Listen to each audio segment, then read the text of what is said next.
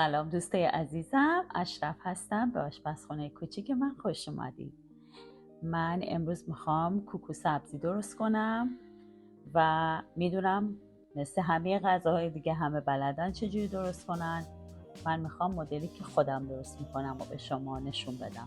از اونجایی که اینجا همیشه سبزی تازه نیستش، ما همیشه یکم سبزی خشک به عنوان ذخیره داریم، ولی خب سعی میکنیم حدالامکان، یعنی تا جایی که میسر باشه، از سبزی تازه استفاده کنیم. من 3 تا دسته گشنیز گرفتم، یه دونه دسته جعفری و چون شوید تازه 2 تا مغازه‌ای که میخواستم یا همیشه میخریدم ازشون نداشتن، شوید خشک دارم میریزم به اندازه 1 کاپ.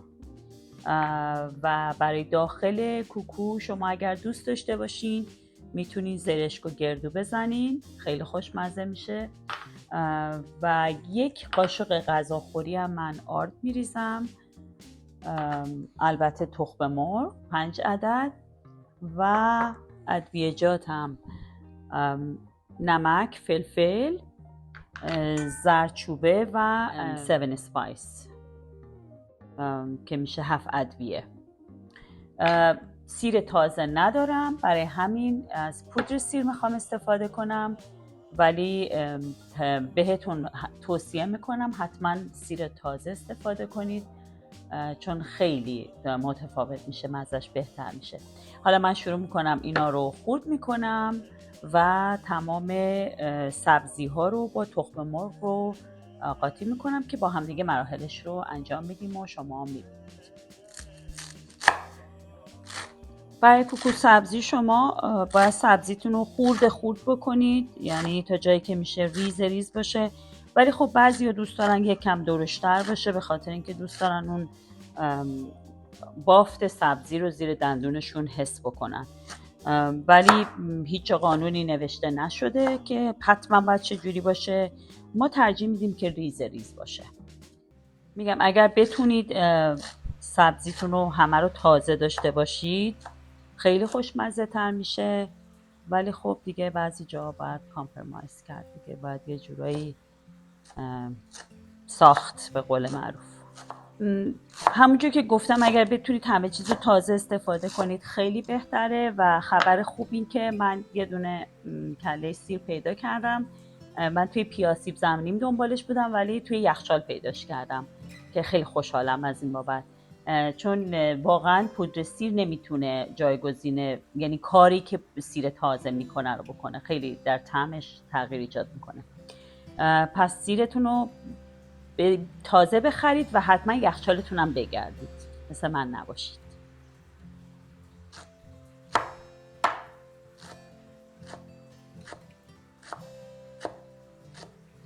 توی ایران کوکو سبزی یه ذره متفاوت هست، به خاطر اینکه تره میریزن توش و تره اینجا اصلا نیستش، من میتونم بگم به جرئت نیستش، و برای همین ما به جاش پیازچه میریزیم، به خاطر اینکه این قسمت سبز پیازچه یه ذره اون حالت تیزی و خوشمزگی تره رو داره، به عنوان جایگزین استفاده میکنیم. ولی شبه بعضی اوقات پیدا میشه، بعضی مغازه ها دارن، بعضی اوقات همیشه نه، مثل امروز که من نتونستم پیدا کنم و جایگزین دارم خوش میزنم. حدالمقدور اگر بتونید همه رو تازه بگیرید عالیه. من دیدم خیلی ها کاهو هم میریزن توی کوکوشون، تا حالا امتحان نکردم، ولی بعضی ها که خورده بودن میگفتن خوشمزه است. من تا حالا این کار رو نکردم. بعضی اوقات حتی دیدم بعضی ها پیاز تازه میریزن توی چیزشون، توی کوکوشون. اینا همه چیزای اختیاریه، دقیقا مثل همون گردو و زرش که بعضی ها میذارن توی کوکوشون، بعضی ها نمیذارن. و این غذا چون بیشترش سبزیجات هستش، کسایی که ویژیتریان هستن یا سبزیجات میخورن، بیشتر مثلا گوشت و پروتئین اینا حیوانی نمیخورن، البته تخم مرغ و اگر باش مشکل نداشته باشن به نظرم غذای خیلی خوبیه و ایرانی و خارجی هم نداره. من دیدم حتی اینجا خارجی هم خیلی این غذا رو دوست دارن، کسایی که با تخم مرغ اوکی هستن. خب عزیزای دل، من سبزی رو خورد کردم، همه سبزی ها اینجاست. شما میتونید با دست خورد کنید، میتونید با سبزی خورد کنید، با هرچی که عشقتون میکشه. سیرام که پیدا کردم از توی یخچال پیدا شدن، من با این دستگاهه نمیدونم حالا بهش بگم چی، خوردش میکنم، حالا اسمش میکنم، نمیدونم چی کار میکنم، ولی چون نمیخوام اصلا با چاقو این کارو بکنم، برای اینکه میاد زیر دندون، دونه های سیر خیلی به تلخی میزنه. اینا رو به همین ترتیب که میبینید من خوردشون میکنم. البته اینجا تشریف دارم. فقط یه نکته این که اگر بخواین یه وقتی به هوایی که سیر خوشمزش میکنه زیاد بریزید، بگم که خیلی زیاد نریزید، برای اینکه سیر خیلی زود مزش غالب میشه و ممکنه یه ذره به تلخی بزنه وقتی که زیاد میشه. من الان اینو خوردش میکنم، حالا هر جا که فکر کنم دیگه کافیه شاید بقیهش اصلا استفاده نکنم، که فکر میکنم این آخرین تیکه‌ای باشه که استفاده میکنم. یه جا تمام بهش میزنم.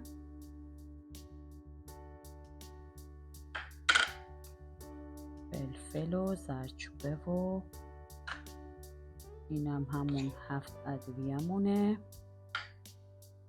نمک، خواستین نمک بزنین مواظب باشین. کوکو یه ذره بازی میدادم و وقتی نمکش یه ذره زیاد میشه یه جوری میشه. اینم شبت خشکمونه که من همه رو ریختم. برای این آردم من همین که نشونتون میدم قاشق چای خوریه 2 تا اینجوری پر میریزم که اگه بخواین دونه دونه حساب کنین شاید 3 تا قاشق چای خوری باشه اندازش. باقیش استفاده نمی کنم. و تخم مرغا رو میشکنم و این گردو و زرشکم، شما اینو گردو رو خورد میکنین، زرشکم میشورید، وقتی که میخواین بریزین توی مایتابه اینا رو قاطی میکنید. البته زرشک رو بعضیا با خودش هم مخلوط میکنن، من نمی کنم به خاطر اینکه اگر زرشک بیفته ته مایتابه میسوزه و مزه تلخی میگیره. من ترجیح میدم یه نصف مایه رو میریزم توی مایتابه، بعد زرشک رو اضافه میکنم که زرشک وسطش باشه، اصلا سطح بیرونی کوکو قرار نگیره.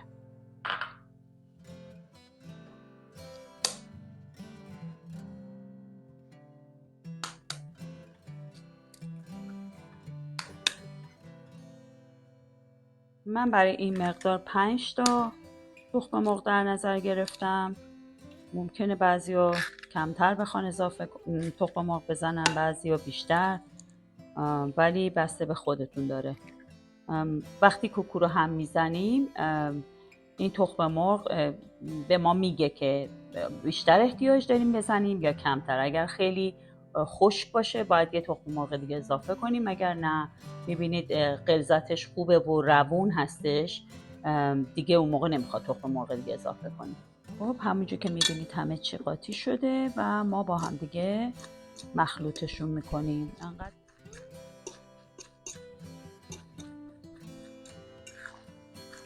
خب اینو همینجور که میبینید همچنان باید هم بزنیم تا خودتون احساس کنید که دیگه نرم شده. یه کمی باید این بافتش نرمتر بشه. اون نشون میده که تخم مرغ به اندازه کافی زده شده، چون یهو نمیخواین توی کوکو یه تیکه سفیده گنده تخم مرغ ببینید. من اینجا گردومم خورد میکنم.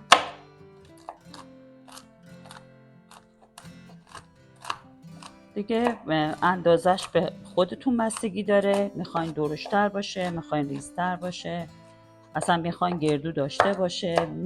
واقعا یه چیز سلیقه‌ایه، یعنی هر کس طبق اون چیزی که خودش دوست داره این کارو میکنه یا نمیکنه.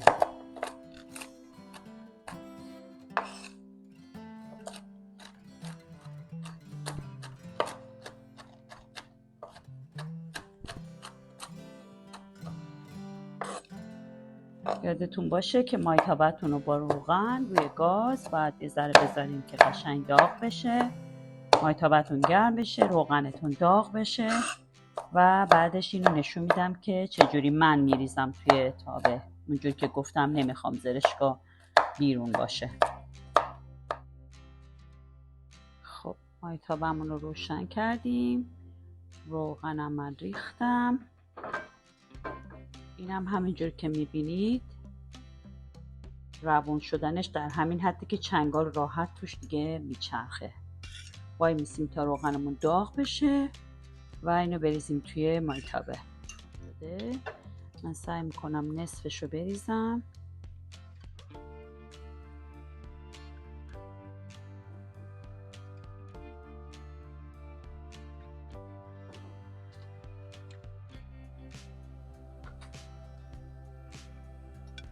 اینجا زرشکو میریزم، یکم هم گردو رو میریزم.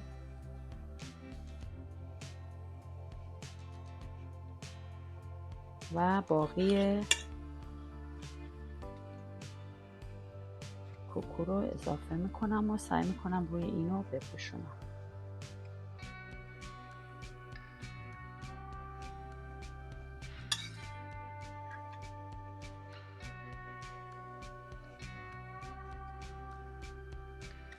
به این ترتیب بعد زیرش رو کم میکنیم، میذاریم یه طرفش سرخ شه.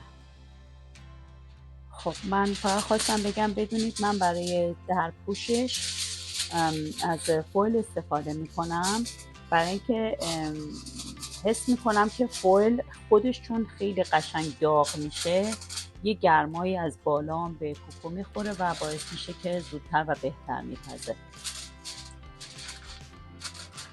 فقط مواظب باشید که نسوزید. زیرش هم که حتما یادتون باشه کم کنید. خب دوستای عزیزم این به نظر میاد که اون طرفش آماده شده باشه. بله میدونید. حالا من اینو با همین کفگیری که دستم هست ببینید اینجوری نصفش میکنم. شما میتونین 6 تکه بکنین، 8 تکه بکنین، ولی من 4 تکش میکنم.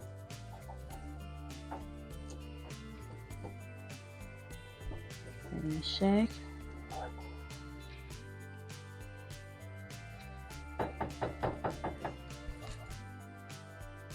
خب حالا دونه دونه برشون میگردونم.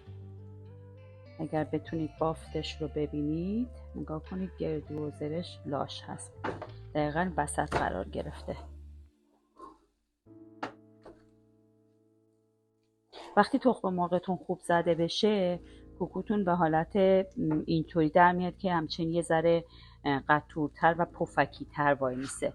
ولی وقتی تخم مرغ خوب زده نشه خیلی خوابیده است کوکوتون، به قولی چیز هستش، خیلی باریک‌تره و زیاد فلافی نیستش. اینم از تکه آخر که حالا زیرشو من همجوری کم نگه میدارم، یعنی کمتر از قبل میذارم روی کم کم که اون طرفش هم چیز بشه و سرخ بشه و دیگه بعدش آماده است. خب دوستای عزیزم اینم آماده شد، ببینیم ازش چطوره. شما این کوکو رو میتونید با برنج سروش کنید، میتونید با نون بخورید، میتونید در کنار سالادتون بخورید، خالی خالی مثل من بخورید، هر جوری که دوست دارید، هر جوری که عشقتون هست. ولی من خودم بیشتر مواقع کوکو سبزی رو وقتی که ماهی درست میکنم میذارم به یاد قدیما که شب عید مامانا درست میکردن و پلورم حتما سبزی پلوش میکنم، خیلی خوشمزه میشه. بذارین حالا ببینم چه مزه‌ایه.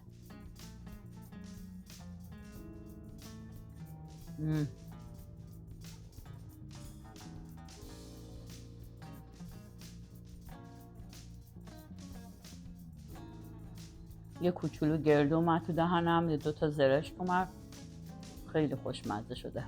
امیدوارم که شما هم درست کنید، لذتشو ببرید. سابسکرایب یادتون نره، کامنت برام بذارید. دوستتون دارم. تا دفعه بعد که من دوباره بخوام یه چیزی درست کنم و در خدمت شما باشم. دوستتون دارم.